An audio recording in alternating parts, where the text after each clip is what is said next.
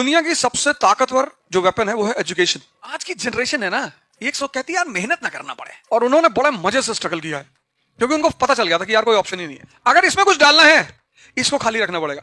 यानी चेंज के लिए टेम्परेचर चाहिए, ताप। वहीं से वर्ड बना तपस्या। और खड़े होकर पढ़ो, और क्या कंसंट्रेशन बनेगा। बगुला ऐसे ही तो मछली पकड़ता है।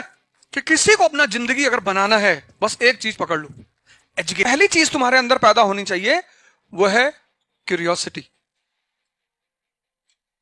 कि कैसे पैदा हुआ, ये नेशन बना कैसे। दुनिया की सबसे ताकतवर जो वेपन है वो है एजुकेशन। उससे बड़ा कोई वेपन नहीं है। और इसका मैं सबसे खुद एग्जांपल हूं, मतलब दूसरे को तो छोड़ ही दो। जिंदगी के एक हाफ में मैंने कोई पढ़ाई नहीं की। जिंदगी के दूसरे हाफ में मुझे समझ में आया कि यार इतनी बड़ी चीज है पढ़ाई, और उस चीज ने पूरी पूरी पूरी जिंदगी को यूटर्न दे दिया। आज शाम को एक शो आएगा रे अवध ओझा चैनल पे, गीता का दूसरा श्लोक। पिछली बार मैंने दिया था पहला, समझ में आया? वो कुछ समझ में आया? आज देखना दूसरा श्लोक। गीता पढ़ा रहे हैं, एनसीईआरटी तो छोड़ दो, इतनी लाइव चीजें समझ में आने लगी हैं, इतनी प्यारी चीजें हैं किताबें। 6 महीने पहले तो सबको मुंह नहीं लगाती ही नहीं। और मैं बाहर निकलूंगा किताब खरीदूंगा।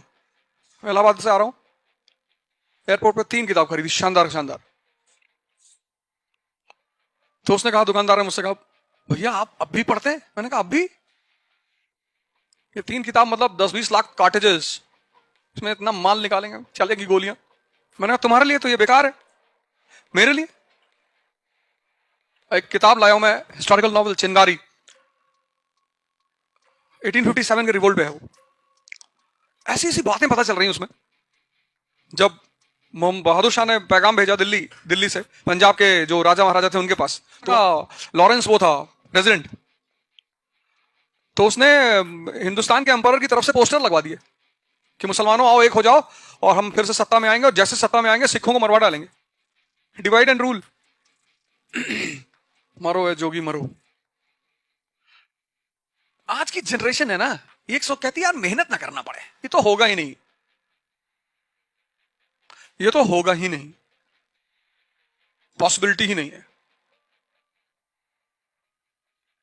संभव ही नहीं है। जिसको भी कुछ ना कुछ मिला है उसके पीछे एक बहुत जबरदस्त संघर्ष की कहानी है। वो कोई भी हो, वो छत्रपति शिवाजी हो, नरेंद्र मोदी हो, कोई भी, सबके पीछे एक गाथा है स्ट्रगल की, और उन्होंने बड़े मजे से स्ट्रगल किया है क्योंकि उनको पता चल गया था कि यार कोई ऑप्शन ही नहीं है। कल एक लड़का हमसे पूछा, बहुत पढ़ता हूं पर कुछ याद ही नहीं रहता। हमने कहा अच्छा कैसे पढ़ते हो, कैसा क्या है शेड्यूल तुम्हारा पढ़ने का? कहा सुबह उठता हूं, कितने बजे? कहा 6 बजे उठ जाता हूं, फिर पढ़ने बैठ जाता हूं। ना कुछ खाते पीते नहीं हो? नहीं खाता हूं। रात में जो है 7-8 रोटी रखता हूं, फिर सुबह रोटी दूध। तो मैंने कहा 10,000 साल तक पढ़ोगे तब भी कुछ नहीं याद होगा, क्योंकि कुछ अंदर जाएगा तब तो यहां रुकेगा। जा ही नहीं रहा है। क्यों नहीं जा रहा है? जैसे ये भरेगा ये बंद हो जाएगा। इतना जबरदस्त कनेक्शन है इसका। जहां ये भरा फुल हुआ, इस पे लॉक लग जाता है, तुरंत चाबी लग जाती है। क्या सिस्टम बनाया मालिक ने। तो अब यहां ताला लग गया। अब जब ताला लग गया तुम पढ़ रहे हो तो फील तो हो रहा है कि पढ़ रहे हो, जा कुछ नहीं रहा है। अगर इसमें कुछ डालना है इसको खाली रखना पड़ेगा, क्योंकि जब भूख लगी होती है तो मन कहीं भागता ही नहीं, सिर्फ खाना मांगता है बस कि भैया खाना खिला दो। तो उनसे कह दो खिला देंगे, ये चैप्टर तैयार करवा दे, और सामने बढ़िया खाना रखो,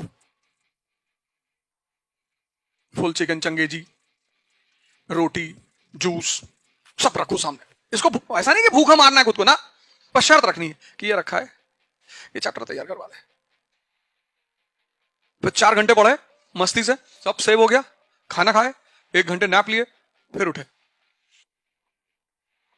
इसको भरना है तो इसको खाली रखना, यही तपस्या है। तुम क्या समझते हो तपस्या मतलब जंगल भागा है? वो सब भगोड़े लोग हैं। क्योंकि चेंज जब भी होगा जब टेम्परेचर, ग्लास है, ग्लास का मेल्टिंग पॉइंट क्या है? तुम लोग तो क्या पता होगा तुम। स्टील का मेल्टिंग पॉइंट, आधा तो इंजीनियर बैठे हैं इसमें, ग्लास का मेल्टिंग पॉइंट ही नहीं पता। जाओ भैया कनाडा वनाडा नौकरी वोकरी करो, कहां तैयारी कर रहे हो? तो अच्छा है तुम लोग के पेरेंट्स नहीं देखते ये सब।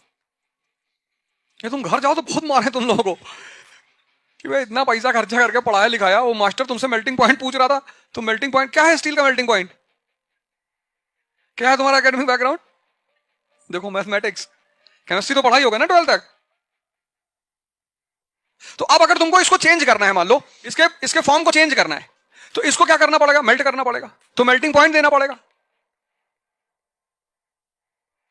अरे मोबाइल में देख के बता दो यार, मोबाइल रखो फिर भी टेंशन में हो। 2500 degree Celsius, 2500 degree Celsius, 2500 degree Celsius जब तुम इसको दोगे ये मेल्ट कर जाएगा। उसके बाद तुम जो फॉर्म चाहते हो वो फॉर्म दे दो। यानी चेंज के लिए टेम्परेचर चाहिए, ताप। वहीं से वर्ड बना तपस्या। तो अगर तुमको खुद को चेंज करना है तो तुमको भी अपने आप को टेम्परेचर देना पड़ेगा। तुम उससे बच रहे हो कि भैया दर्द ना हो, दर्द के बिना चेंज होता ही नहीं। जब पहले दिन भागते हो 5 किलोमीटर, कैसे काफ वगैरह में पेन होता है, वो चेंज हो रहा होता है। फिर जब दूसरे दिन भागते हो तो पेन थोड़ा कम होता है, तीसरे दिन भागते हो और कम होता है, 5वें दिन पेन ही नहीं होता, और 10वें दिन तुम सिर्फ भाग रहे होते हो। तो अगर कुछ बड़ा पाना है तो पेन, तपस्या का रास्ता अपनाओ। जो चैप्टर नहीं पढ़ा एक पैर खड़े होकर पढ़ो, क्या कंसंट्रेशन बना रहेगा। दर्द होगा यहां पे, कोई पैराग्राफ तुमको नहीं समझ में आ रहा ना, एक पैर ऐसे खड़ा कर लो और खड़े होकर पढ़ो, और क्या कंसंट्रेशन बनेगा। बगुला ऐसे ही तो मछली पकड़ता है, एक पैर पे खड़ा होता है, उससे कंसंट्रेशन बन जाता है। सर कंसंट्रेशन नहीं बन रहा, हमने कहा बगुला हो जाओ। भाई एक पैर पे खड़ा होने के लिए तुम्हारा मन कहीं भागेगा? कहीं नहीं भागेगा, तुमको अपने आप को संभालना है, नहीं तो गिरे। एजुकेशन, पाकिस्तान को देखो, कोई इंडिया से पाकिस्तान पीएचडी करने जाना चाहता है? अफगानिस्तान? कहां जा रहे हैं यहां के लड़के मेडिकल करने? चाइना। पहले रशिया जा रहे थे, अब चाइना जा रहे हैं। यानी उनकी एजुकेशन हमसे अच्छी हुई कि नहीं हुई? अगर हमारा बच्चा चाइना से एमबीबीएस करने जा रहा है तो हमारा ही तो पैसा बाहर जा रहा है। हम अपनी कंट्री में नहीं पढ़ा सकते कायदे से? पढ़ा तो सकते ही है ना। हिंदुस्तान का आदमी सबसे ज्यादा माला माला फेरता है। माला फेरत जगमुआ गया ना मन का फेर। तो उन्होंने भी क्या किया, चाइनीज ने इलेक्ट्रॉनिक माला बना दी। Demand is equal to supply. जानते हैं कि भारत का आदमी सबसे ज्यादा माला फेरता है, उसमें से एक अवध ओझा भी है। इलेक्ट्रॉनिक माला बना दी। इलेक्ट्रॉनिक माला फेर रहा है इंडिया का आदमी, बना रही चाइना। माला तो बना लो, उसमें कौन सी टेक्नोलॉजी चाहिए? वो जो कार के शीशे वॉश करने के लिए जैसे पिचकारी बनती थी ना, ऐसे उन्होंने छोटे छोटे बॉटल्स की विंडो वॉश बनाया है, ग्लास वॉश करने के लिए। चाइनीज। ये हमारे रेड लाइट्स पे बच्चे बेच रहे हैं उसे 200-200 रुपए में, है वो 20 रुपए का, बेच रहे हैं 200 में। बार्गेन करते करते 70-80 तक बेच ही ले जाते हैं। चाइनीज। एजुकेशन। तभी तो अंबेडकर को सबसे बड़ी बात जो पता चली वो थी एजुकेशन, कि किसी को अपना जिंदगी अगर बनाना है बस एक चीज पकड़ लो, एजुकेशन। और इस कंट्री की एजुकेशन देखो, सोचो तुम ग्रेजुएट लोग, इतनी बड़ी घटना इजराइल, तुमको पता ही नहीं, और तुम आईएएस की तैयारी करने आए हो। जब तुमको नहीं पता तो वो आम आदमी, उसको क्या दोष देना? जब तुम्हें नहीं पता, तुम्हें the well educated section of this country, एक महीने से न्यूज़पेपर में आ रहा है, सारा होमवर्क तुम्हें करना है, सारा। जो होमवर्क नहीं करेगा वो आईएएस नहीं बनेगा।